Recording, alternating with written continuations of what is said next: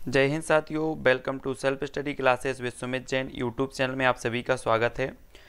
दोस्तों, आज का वीडियो स्टार्ट हो चुका है, तो सभी लोग सबसे पहले तो वीडियो को लाइक करेंगे, ठीक है। उसके बाद सभी लोगों को शेयर भी करना है और जो भी साथी अभी तक टेलीग्राम ग्रुप में नहीं जुड़े हैं वो टेलीग्राम ग्रुप से जुड़ जाएं। टेलीग्राम ग्रुप से जुड़ने के लिए आपको करना क्या है, सबसे पहले तो टेलीग्राम ऐप डाउनलोड करना है, फिर उसमें सर्च करना है IAS स्टडी ट्रैक और ज्वाइन हो जाना है, ठीक है।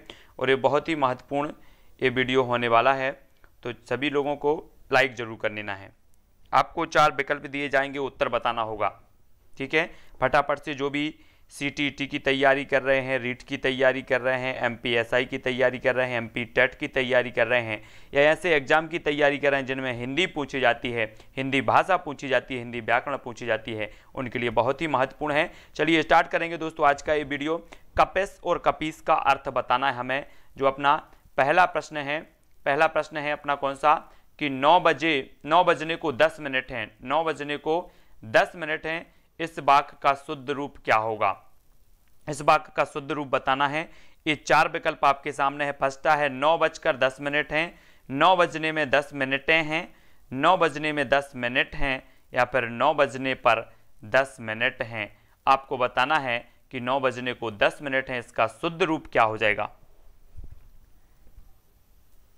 4 विकल्प में से सभी को चयन करना है और उत्तर बताना है। तब आपका बिल्कुल जो सही आंसर हो जाएगा दोस्तों, वो क्या हो जाएगा। अधिकांश लोगों ने बिल्कुल सही आंसर बताया है कि वो बताया है 9 बजने में 10 मिनट हैं, यानी कि जो आपका विकल्प नंबर 3 है वो बिल्कुल सही हो जाएगा। 9 बजने में 10 मिनट हैं, सही हो जाएगा 3 नंबर, ठीक है। C नंबर आपका सही होगा। अगला आपको बताना है कपेस और कपीस का अर्थ है, तो क्या है। कैकड़ा और कूड़ा, बंदर और बेल, गर्मी और बंदर, मटमेला और बंदर। तो कपेस और कपीस का अर्थ बताना है।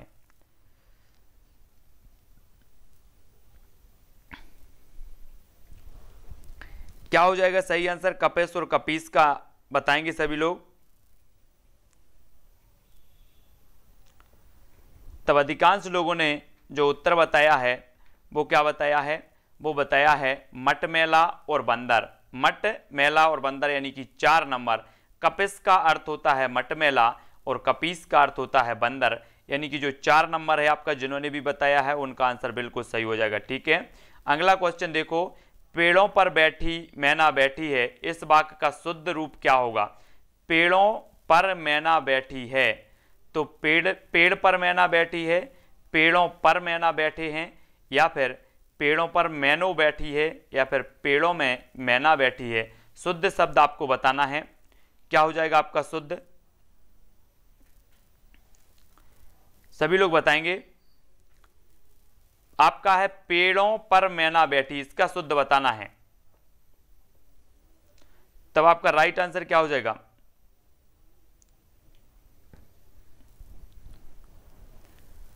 तो अधिकांश लोगों ने जो उत्तर बताया है कि पेड़ पर मैना बैठी है, पेड़ पर मैना बैठी है, यानी कि 1 नंबर जो है वो बिल्कुल सही हो जाएगा। 1 नंबर, पेड़ पर मैना बैठी है ना, पेड़ों पर नहीं बैठी, पेड़ पर बैठी है। 1 नंबर जिन्होंने भी बताया है उनका आंसर सही हो जाएगा। अब यहां पर हमें छंद का नाम बताना है। छंद का नाम कौन सा छंद है। को पापे पंचत्व प्राप्त, सुनी जन जमगन धावत, बनी बनी बाबन वीर बढ़त, चौचंद मचावत। इनमें हमें बताना है कौन सा छंद हो जाएगा। मात्राएं अगर आपसे गिनती बनती हैं तो फटाफट गिनो और उत्तर बताओ।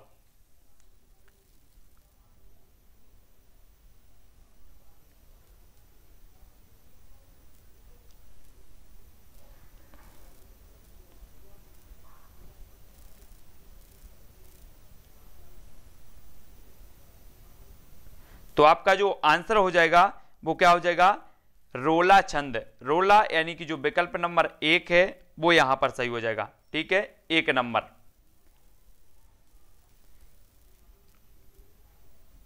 1 नंबर यहां पर राइट होगा। अगला देखो, देश निकाला का सामासिक विग्रह होगा तो क्या हो जाएगा। देश निकाला का देश का निकला, देश में निकला, देश में निकाला, या फिर देश से निकाला।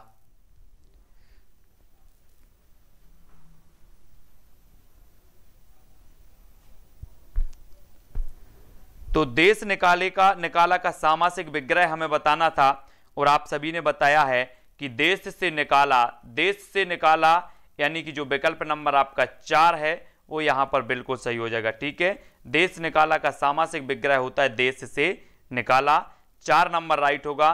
संक्षिप्तीकरण करते समय संचितता एवं खालिस्तान को बनाए रखना भी अत्यंत आवश्यकता होता है। किसको? प्रवाहात्मकता को, प्रभावात्मकता को, सत्यात्मकता को या फिर गत्यात्मकता को। आप संक्षिप्तीकरण कर रहे हैं, सभी लोग बताएंगे। मैंने छंद का वीडियो बना के आपको दिया है कि छंद को कैसे गिनना है, छंद की मात्राएं कैसी गिननी है, छंद को पहचानना कैसा है, वो वीडियो मैंने बना के दिया है। छंद वाला, अलंकार वाला भी दिया है, तो वो वीडियो जरूर देख लेना आप लोग। संक्षिप्ति करते समय प्रवाहात्मकता यानी कि जो आपका विकल्प नंबर 1 है, प्रवाहात्मकता को बनाए रखना भी अत्यंत आवश्यक है। यानी कि 1 नंबर जिन्होंने बताया है उनका आंसर बिल्कुल सही है ना। प्रवाहमयता जो है होनी चाहिए, तो 1 नंबर बिल्कुल सही होगा। राष्ट्रभाषा किसका प्रतिनिधित्व करती है? राष्ट्रभाषा केवल राज्य का प्रतिनिधित्व करती है, राष्ट्रभाषा संपूर्ण मानव प्रतिनिधित्व करती है, राष्ट्रभाषा संपूर्ण राष्ट्र का प्रतिनिधित्व करती है, राष्ट्रभाषा संपूर्ण राष्ट्र का प्रतिनिधित्व करती है। तो 7 का उत्तर बताना है हमें।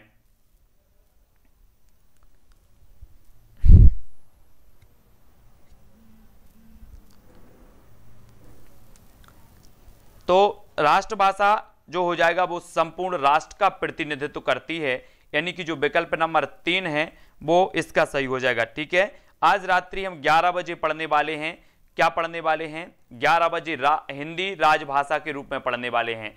उसके लगभग महत्वपूर्ण प्रश्नों के बारे में 11 बजे अपनी एक क्लास होगी हिंदी राजभाषा के रूप में, है ना, वो पढ़ेंगे। और रिक्ति को अंग्रेजी में क्या कहते हैं? 4 विकल्पों में से हमें बताना है, सभी लोग बताएंगे। एक क्लास हिंदी वालों की, मतलब जो हिंदी व्याकरण हिंदी भाषा वाला जो अपना चलता था ना 10-10 पे, वो ही चल रहा है। रिक्ति को अंग्रेजी में क्या कहते हैं? क्या कहते हैं? सभी लोगों को तो पता है कि वैकेंसी आ गई, वैकेंसी, है ना। कितनी वैकेंसी आई है? बोले 400 वैकेंसी आई हैं। डी नंबर यहां पर बिल्कुल सही होगा। अगला देख लो, सारी पृथ्वी के राजा को क्या कहते हैं? चक्रवर्ती, चक्रवात, चौधरी या फिर चक्रात। सारी पृथ्वी के राजा को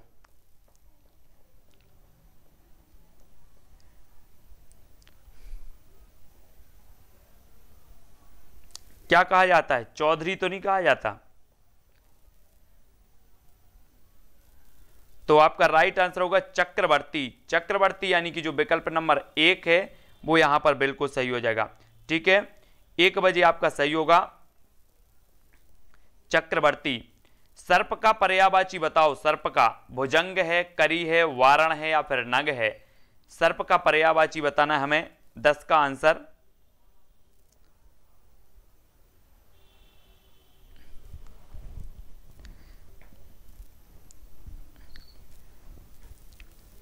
तो अधिकांश लोगों ने जो सर्प का पर्यायवाची बताया है वो बताया भुजंग। भुजंग यानी कि जो विकल्प नंबर 1 है वो बिल्कुल सही हो जाएगा, भुजंग हो जाएगा। ठीक है, सर्प का पर्यायवाची। नेक्स्ट देख लेते हैं, सिने एक्सप्रेस कहां से प्रकाशित हुई थी? खंडवा से, जबलपुर से, अमरकंटक से या फिर इंदौर से? सिने एक्सप्रेस ये पत्रिका है, सिने एक्सप्रेस, और ये कहां से प्रकाशित हुई थी?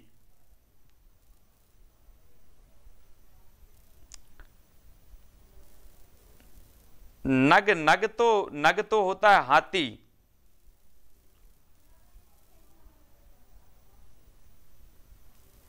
सिने एक्सप्रेस कहां से प्रकाशित हुई थी? तो इंदौर। इंदौर यानी कि 4 नंबर। 4 नंबर यहां पर सही हो जाएगा। ठीक है, सिने एक्सप्रेस इंदौर से प्रकाशित हुई थी और 4 नंबर बिल्कुल आपका यहां पर सही हो जाएगा। ठीक है, जबलपुर से नहीं, इंदौर से। आईना को खड़ी बोली में क्या कहते हैं? शीशा आए नहीं, शीशा दर्पण आया नहीं, या फिर हे भगवान। आईना को खड़ी बोली में क्या कहते हैं?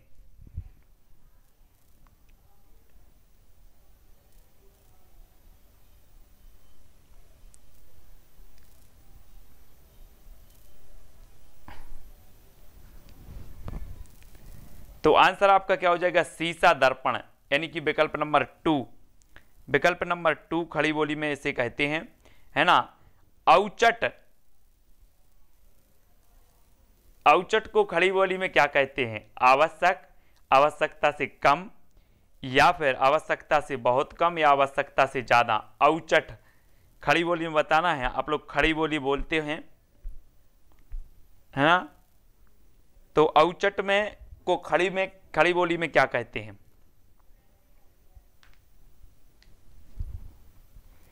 तब आपका राइट आंसर होगा आवश्यकता से ज्यादा। औचट को कहा जाता है खड़ी बोली में आवश्यकता से ज्यादा। 4 नंबर यहां पर सही होगा, औचट। वृत्ति अथवा मजदूरी को अंग्रेजी में क्या कहते हैं? वृत्ति अथवा मजदूरी को जल्दी से बताएं।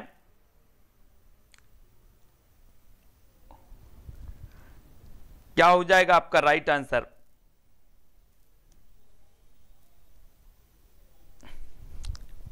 वृत्ति अथवा मजदूरी को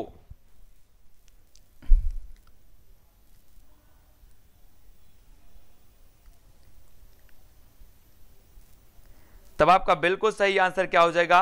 विकल्प नंबर जो आपका 1 है, 1 आपका सही हो जाएगा। ठीक है,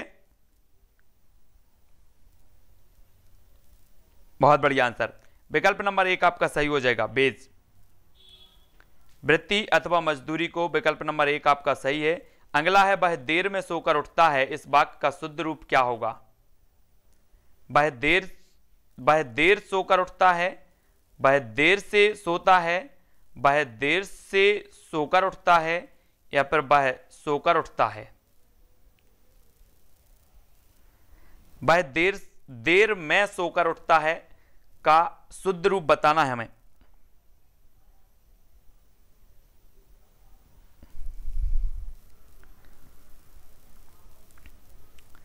तब अधिकांश लोगों ने बताया कि वह देर से सोकर उठता है। वह देर से सोकर उठता है, 3 नंबर। ठीक है, 3 नंबर आपका बिल्कुल सही हो जाएगा। अगला क्वेश्चन देखो, बच्चे बूढ़े किस शब्द युग्म के अंतर्गत आते हैं? सार्थक, निरर्थक युग्म, विलोम युग्म, पर्याय युग्म, निरर्थक और निरर्थक युग्म। प्रश्न क्रमांक 16 का आंसर हमें बताना है। बच्चे बूढ़े किस शब्द युग्म के अंतर्गत आते हैं?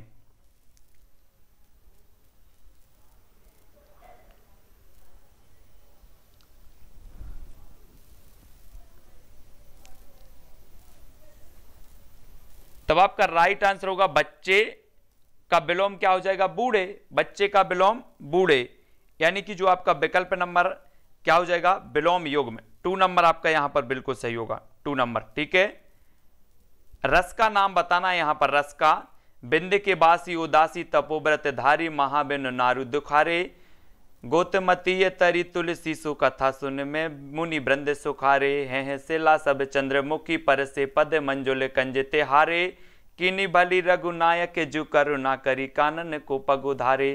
इसमें हमें बताना है कि इसमें रस कौन सा है? हास रस है, श्रृंगार है, वीर है, या फिर करुण रस है। इसको पढ़ो जरा अच्छे से। रस तो आपने पढ़े ही हैं, और रस तो बताना है सभी को। बिंद के बासी उदासी तपोव्रत धारी महाबिन नारी दुखारे, इसका बताना सभी लोग बताएंगे। तो ये हैं आपके हास्य, श्रृंगार, वीर, या फिर करुण रस।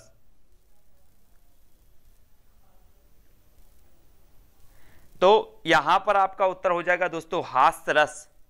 बिंद के बासी उदासी तपोव्रत महाबिनु नारी दुखारे, है ना। जो बिंद के वासी हैं वो उदासी हैं, है ना, तपोव्रतधारी हैं, महाबिनु नारी, मतलब इसमें जो है उल्टी उल्टी बात यहां पर कही गई है।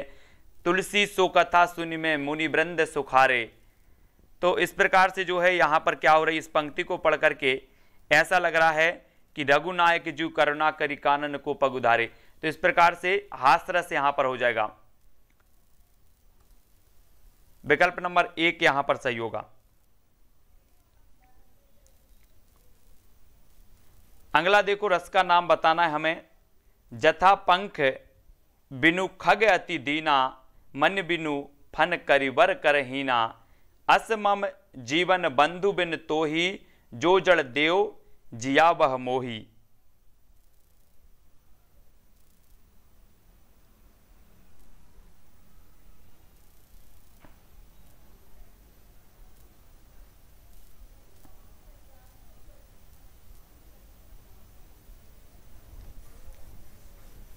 जथा पंख बिनु खग अति दीना, मन बिनु फन करिबर कर हीना। असमम जीवन बंधु बिन तोही, जो जड़ देव जिया बह मोही।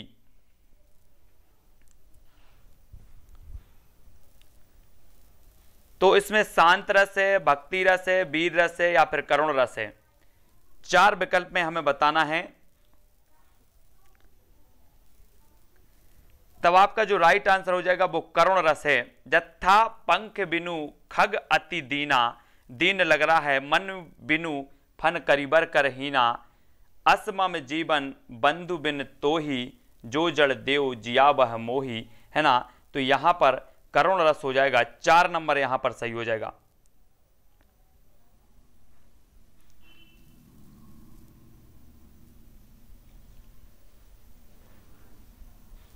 है ना। यहां पर आपका 4 नंबर है। कर का अर्थ है, कर का अर्थ बताना है हमें। कल किरण टैक्स, हाथ रात्रि टैक्स, हाथ किरण व्यवसाय, हाथ किरण टैक्स।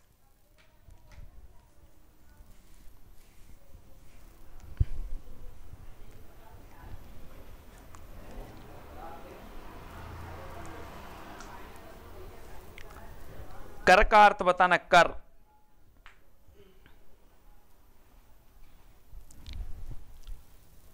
राइट आंसर क्या होगा? हाथ किरण और टैक्स।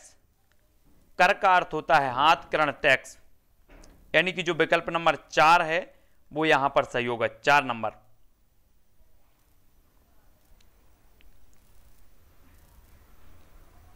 अगला देख लो, आदि का अर्थ क्या है? दूसरा, आखिरी, इनमें से कोई नहीं या फिर प्रथम। आदि का अर्थ 20 का आंसर।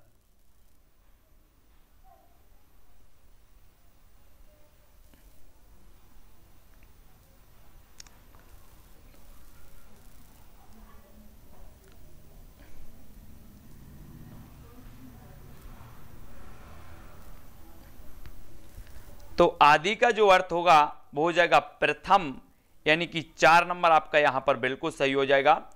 आदि अंत किस शब्द युग्म के अंतर्गत आते हैं? आदि अंत किस शब्द युग्म के अंतर्गत आते हैं? सार्थक, निरर्थक युग्म, विलोम युग्म, पर्याय युग्म, निरर्थक और निरर्थक युग्म।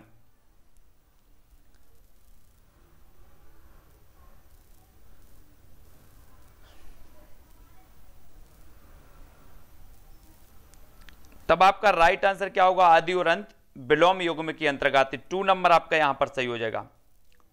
राजभाषा उस भाषा को कहते हैं जिस भाषा के द्वारा किसी राज्य के प्रशासनिक कार्यों को संपन्न किया जाता है, किसी देश के विद्यालयों के प्रशासनिक कार्यों को संपन्न किया जाता है, किसी देश में व्यापार किया जाता है, या फिर किसी देश की जनता द्वारा अपना विचार विनिमय किया जाता है।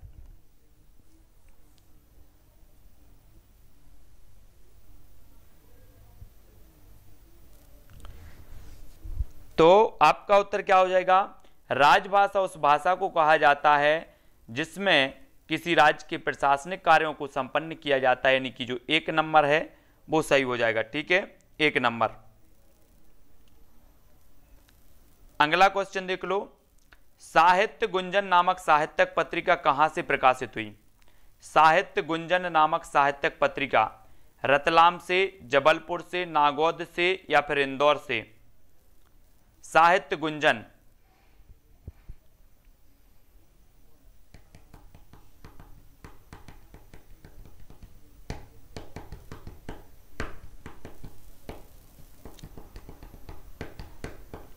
तब आपका बिल्कुल सही आंसर होगा 4 नंबर, इंदौर से, इंदौर, साहित्य गुंजन इंदौर।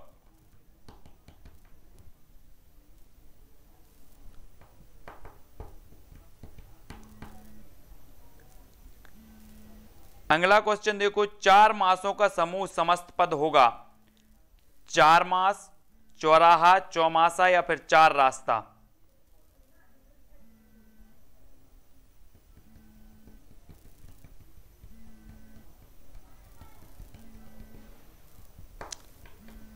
क्या होगा आपका राइट आंसर? 4 मासों का समूह का हमें समास पद बताना है। तब आपने उत्तर बताया है चौमासा, यानी कि 3 नंबर आपका यहां पर बिल्कुल सही होगा, 3 नंबर। ठीक है। 4 पैरों वाला को इनमें से क्या कहते हैं? चौराहा, चार पैर, चतुष्पद या फिर चरवाहा। चार पैरों वाले के लिए क्या कहा जाएगा? चौराहा, चार पैर, चतुष्पद या चरवाहा।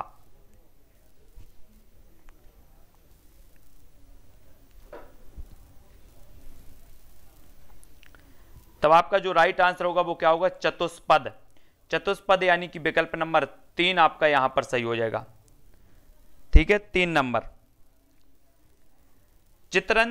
चिरंतन का विलोम शब्द क्या होगा? अंत, आदि, निरंतन या नस्वर। चिरंतन का विलोम शब्द बताना है हमें।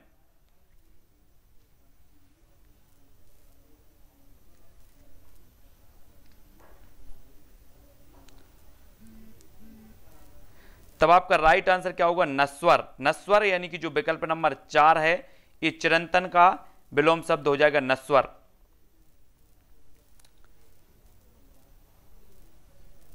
वाक्य का नाम बताना है कि रमेश ने बताया कि वह घर जा रहा है। विधिवाचक है, मिश्रित है, संयुक्त है या फिर सरल है? रमेश ने बताया कि वह घर जा रहा है, कैसा वाक्य है?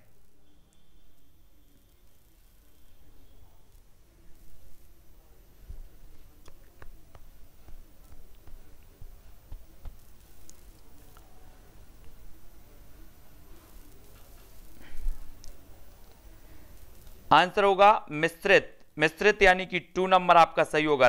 रमेश ने बताया कि वह घर जा रहा है, यानी कि मिश्रित वाक्य आपका बिल्कुल सही होगा। इस वाक्य को सरल वाक्य में बदलना है आपको। तुम बाहर गए और वह रोने लगा।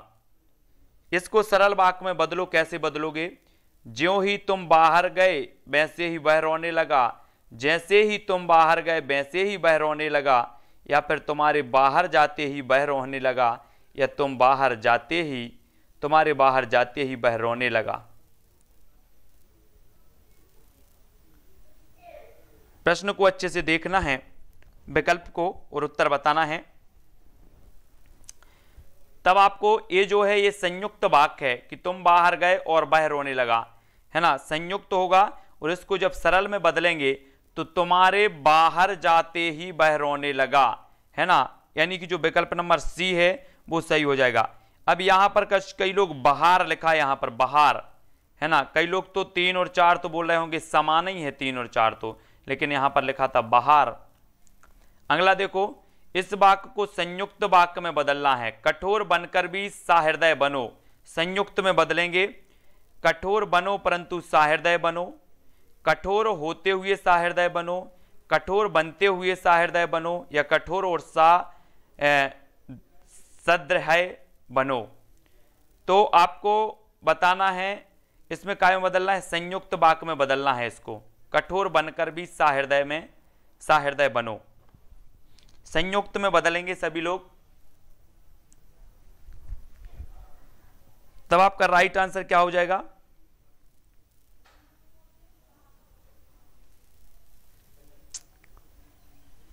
आंसर हो जाएगा कठोर बनो परंतु सहृदय बनो, यानी कि ये हो जाएगा आपका, क्या हो जाएगा, लेकिन, किंतु, परंतु, ये सभी आते हैं किसमें? संयुक्त वाक्य में।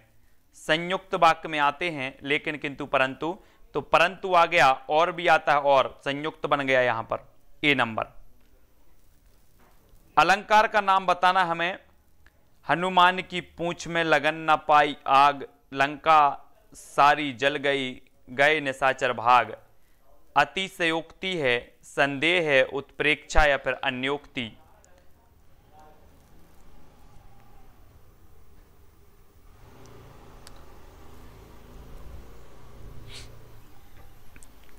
तब आपका राइट आंसर क्या हो जाएगा? अतिशयोक्ति। अतिशयोक्ति यानी कि जो विकल्प नंबर 1 है वो यहां पर सही हो जाएगा, 1 नंबर।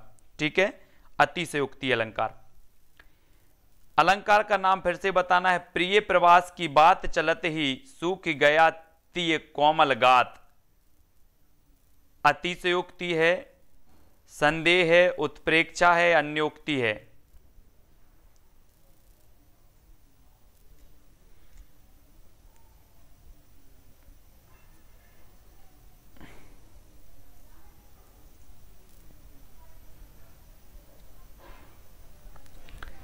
क्या हो जाएगा राइट आंसर?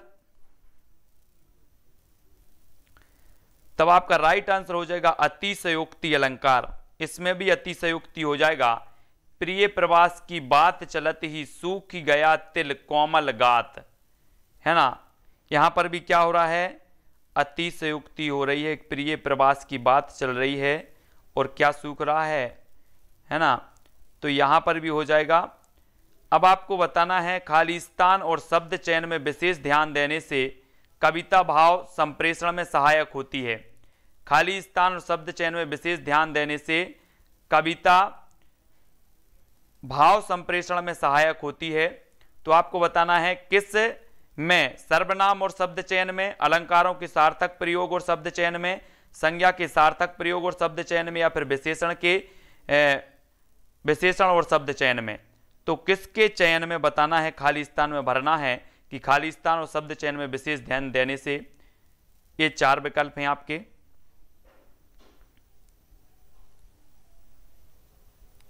तब आपका बिल्कुल सही आंसर हो जाएगा कि अलंकारों के सार्थक प्रयोग और शब्द चयन में ध्यान से कविता भाव, विशेष ध्यान से कविता भाव संप्रेषण में सहायक होती है। यानी कि जो आपका विकल्प नंबर 2 है वो यहां पर सही हो जाएगा। सही विकल्प चुनना है। रस खालिस्तान ब्रह्मा है, विचार स्वरूप ब्रह्मा है, मूर्त स्वरूप विचार ब्रह्मा है, आनंद स्वरूप ब्रह्मा है, या आहार स्वरूप ब्रह्मा है। रस की परिभाषा सभी ने पढ़ी है, तो जल्दी से बताएं। रस खालिस्तान ब्रह्मा है।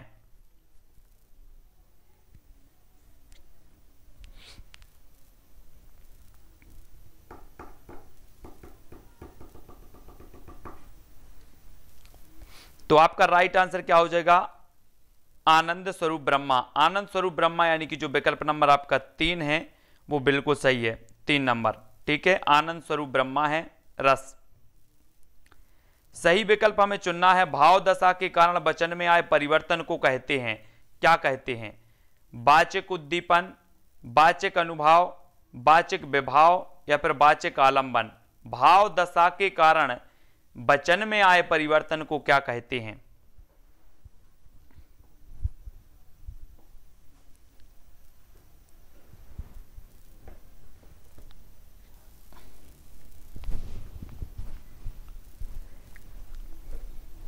तब आपका राइट आंसर होगा वाचिक अनुभाव। वाचिक अनुभाव यानी कि जो विकल्प नंबर 2 है वो सही हो जाएगा। भाव दशा के कारण वचन में आए परिवर्तन को वाचिक अनुभाव कहते हैं, है ना। भाव दशा में आ गया है, कोई भी बात जब बोल रहे हैं, कोई भी बात हो रही है या कुछ भी हो रहा है तो वो भाव दशा में आ रहा है। यानी कि ये जो भाव है इनका आप अनुभव कर रहे हैं, अनुभव कर रहे हैं, तभी आपके जो है वचन में परिवर्तन हो रहा है। इसलिए वाचिक अनुभाव यानी कि 2 नंबर आपका सही हो जाएगा। ठीक है, उद्दीपन, अनुभाव, विभाव, आलंबन ये अंग माने जाते हैं, ठीक है, रस के। तब आपको बताना है काव्य, कविता या पद्य साहित्य की वह विधा है जिसमें किसी कहानी या मनोभाव को खालिस्तान से किसी भाषा के द्वारा अभिव्यक्त किया जाता है। काव्य, कविता या पद्य साहित्य की वह विधा है जिसमें किसी कहानी या मनोभाव को खालिस्तान से किसी भाषा के द्वारा अभिव्यक्त किया जाता है।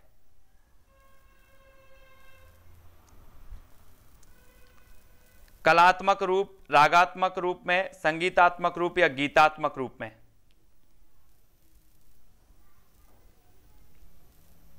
तब आपका राइट जो आंसर हो जाएगा वो कलात्मक रूप। कलात्मक रूप यानी कि यहां पर देखो किसी कहानी या मनोभाव को कलात्मक रूप से किसी भाषा के द्वारा अभिव्यक्त किया जाता है। काव्य, कविता या पद्य या साहित्य की विधा है जिसमें किसी कहानी को जो है कैसे, कलात्मक रूप में। नेक्स्ट है आपका पल्लवन में सूत्र, वाक्य, विचार या भाव को खालिस्तान कहते हैं, क्या कहते हैं? नहीं, पल्लवन में सूत्र, वाक्य, विचार या भाव को मात्रा विस्तार दिया जाता है, मात्र विस्तार दिया जाता है, मात्र विस्तार नहीं दिया जाता, या फिर मात्र विस्तारा दिया जाता है। तो पल्लवन, आपने पल्लवन सुने हुए, भाव पल्लवन। तो पल्लवन में सूत्र, वाक्य, विचार या भाव को क्या दिया जाता है? मात्र विस्तार दिया जाता है, मात्र विस्तार दिया जाता है ना, विस्तार, यानी कि 2 नंबर आपका यहां पर सही होगा। विस्तार दिया जाता है पल्लवन में। यहाँ पर तो मात्रा विस्तार लिखा, मात्रा मात्रा। हिंदी में जरा जब पूछे जाते ना शुद्ध अशुद्ध पूछे जाएं या फिर आपके संयुक्त मिश्र पूछे जाएं या पल्लवन नलवन, तो इसमें जो है शब्दों को बड़े गौर से देखना पड़ता है कि मात्रा लिखा है कि मात्र लिखा है, क्या लिखा है, उसमें गड़बड़ हो जाता है। पल्लवन सामान्यतः खालिस्तान में ही किया जाता है, छंद भाषा में, पद्य भाषा में, गद्य या फिर छदम भाषा में। भाव पल्लवन, भाव पल्लवन हम कहते ना, जैसे हमने कोई भी चीज बोली तो आप उसका भाव मतलब उसका जो मेन सार होता है वो बिना बदले उसका भाव पल्लवन हो जाए, इस प्रकार से। तो पल्लवन सामान्यतः किस में होता है, तो वो होता है गद्य भाषा में। काय में? गद्य भाषा, यानी कि जो विकल्प नंबर 3 है, गद्य भाषा में ही पल्लवन होता है। 3 नंबर सही हो जाएगा आपका। अगला देखो, संक्षिप्तीकरण करते समय अलंकृत शैली का प्रयोग नहीं करना चाहिए, अलंकृत शैली का प्रयोग करना चाहिए, भाग संतुलित करना चाहिए या फिर भार संतुलित करना चाहिए। संक्षिप्तीकरण करते हो कोई भी चीज का आप, तो क्या करना चाहिए? अलंकृत शैली का प्रयोग नहीं करना चाहिए, अलंकृत शैली का प्रयोग करना चाहिए, भाग संतुलन करना चाहिए या भार संतुलित करना चाहिए।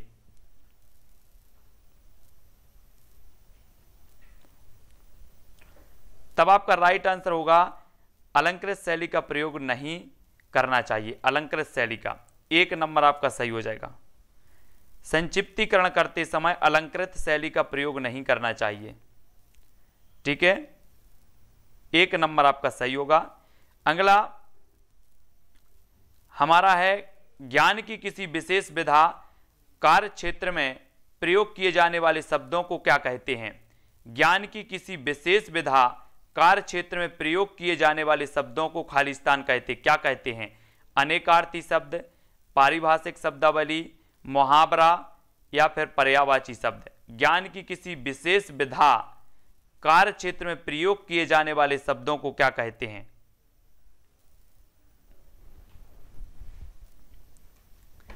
ज्ञान की किसी विशेष विधा में प्रयोग किए जाने वाले जो शब्द हैं उन्हें कहा जाता है क्या? पारिभाषिक शब्दावली। पारिभाषिक शब्दावली यानी कि जो विकल्प नंबर 2 है वो आपका सही हो जाएगा, 2 नंबर। ज्ञान की किसी विशेष विधा कार्य क्षेत्र में प्रयोग किए जाने वाले शब्दों को कहा जाता है पारिभाषिक शब्दावली, है ना। अगला देखो, चमत्कार की क्षमता रखने वाले एक ही श्लोक को कहते हैं मुक्तक, प्रबंध, मुक्तक या फिर मुक्ता। चमत्कार की क्षमता रखने वाले एक ही श्लोक को क्या कहते हैं? श्लोक को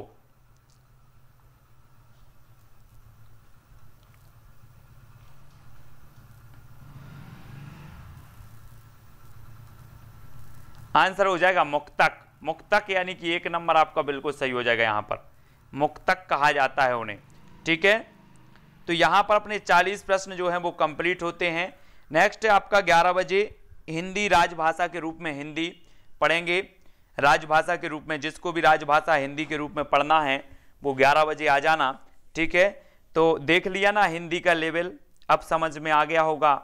अभी तक तो हम पढ़ रहे थे धीरे धीरे कुछ भी, लेकिन अब हिंदी समझ में आएगी कि हिंदी है क्या चीज़, है ना। बिंदु जी, स्मृता जी, संतोष जी, सबिता, नेहा जी, अतुल यादव जी और साधना जी, स्वाति जी। ठीक है, बहुत बढ़िया। तो सभी के लिए धन्यवाद, अतुल यादव, अंजना जी और नम्रता, संतोष, रीना गोस्वामी, पूजा जी, पीके द्विवेदी जी। ठीक है, और धारा सिंह जी, अरविंद पाल जी, स्वाति सिंगला जी, है ना, रिंकू जी, वीरेंद्र जी, स्वाति जी, किरण जी, सभी के लिए धन्यवाद। सभी लोग वीडियो को लाइक जरूर करेंगे। ठीक है, वीडियो बहुत ही बढ़िया है। जीपी नगर, राम, अमृत जी, चिंटू जी, आरती जी, नेहा तोमर जी। ठीक है, और रीना जी, रंजना, यशरत्ती जी,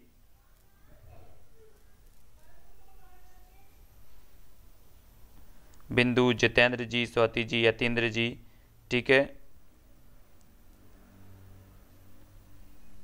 अरविंद, सबिता, यशरत्ती, अंजना जी, दल सिंह, अतुल, सबिता जी, संतोष जी, सभी को धन्यवाद। सभी लोग, हाँ, सभी लोग वीडियो को लाइक जरूर करेंगे। आज की वीडियो के लिए बस इतना ही। जय हिंद।